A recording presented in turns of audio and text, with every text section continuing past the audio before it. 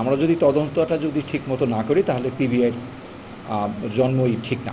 পিবিআইকে যদি পুলিশের মধ্যে টিকে থাকতে হয় এবং জনগণের মধ্যে যদি টিকে থাকতে হয়, তাকে নিরপেক্ষ তদন্ত করতে হবে, দ্রুত তদন্ত করতে হবে এবং সকলের পক্ষে তদন্ত করতে হবে। আমরা চেষ্টা করি যে আমরা খুলনা বিভাগীয় অফিসকে চেষ্টা করছি আমরা সব বিভাগে যাতে একটা ল্যাব করতে পারি, আমাদের সেরকম একটি পরিকল্পনা আছে। আমাদের সবচেয়ে বড় পরিকল্পনা হলো সেটি হলো যে পিবিআইয়ের প্রতিটি অফিসার যেন সে তদন্তে সর্বোচ্চ মান বজায় রাখতে পারে। পিবিআইকে সরকার বানিয়েছে এই কারণে যে এতগুলো সংস্থা থাকার পরও যাতে নতুন একটি সংস্থা থাকে, যে সংস্থা মানুষের যে ভিকটিম, সেই ভিকটিম পরিবার যেন উপকৃত হয়, কারো কাছে যেন মাথা নত না করে। তো আমরা যারা পিবিআইয়ের ঊর্ধ্বতন কর্মকর্তা, পিবিআইতে যারা হেডকোয়ার্টারে বসে আছি, তাদের মূলত কাজ হলো যে আমাদের যে সারা দেশে যে প্রায় 50টির মতো ইউনিট আছে, সেই ইউনিটগুলি যাতে কাজ করে। এবং আমি সবসময় বলি যে মামলা ডিটেকশন করার তোমার দরকার নাই।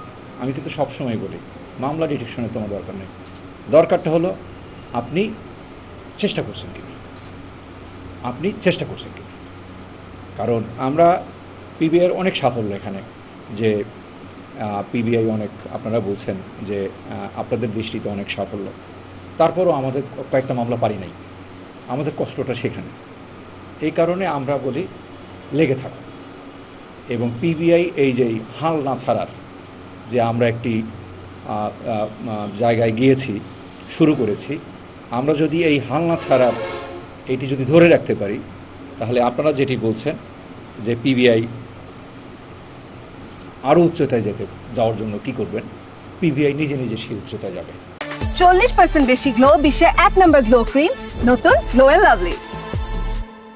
আমরা পিবিআই শুধু টেকনোলজি নির্ভর শুধু না, আমি সবসময় বলি যে অ্যানালগ কাজও করতে হবে, অর্থাৎ ডিজিটালের পাশাপাশি, টেকনোলজির পাশাপাশি আমাদের যে আগের যে সনাতন পদ্ধতি ছিল, যে ট্র্যাডিশনাল পদ্ধতি ছিল, যে বিভিন্ন মামলা, যে আগেও তো বড় বড় মামলা ডিটেক্ট হতো, যখন এই ডিজিটাল আসে নাই তখনও বড় বড় মামলা, সেই যুগে ফিরে আনতে হবে।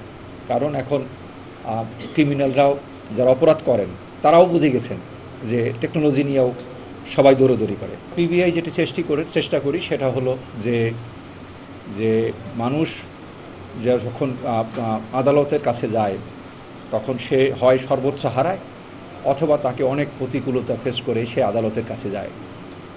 অপরাধ করবেন, পার পাবেন, সেইটি পিবিআইতে হবে না। এইটি কারো ক্ষমতা নাই যে পিবিআইকে কনভিন্স করবে যে এই মামলার প্রমাণিত হয়েছে, এই আসামিকে বাদ দাও, এই আসামিকে নাও। এই ক্ষমতা কাউকে আমি দেই না এবং পিবিআই এই ক্ষমতা কাউকে দেবে না। আমরা গ্রামে গঞ্জে সারা বাংলাদেশে বহু খুনের মামলা আমরা ডিটেক্ট করেছি, বহু মামলা আমরা করেছি যেখানে বাদীর কোনো তদবির নেই, কারণ তদবির করার মতো তার সমর্থন, আমরা এটা করেছি। আমরা আপনাদের সাথে থাকতে চাই, আমরা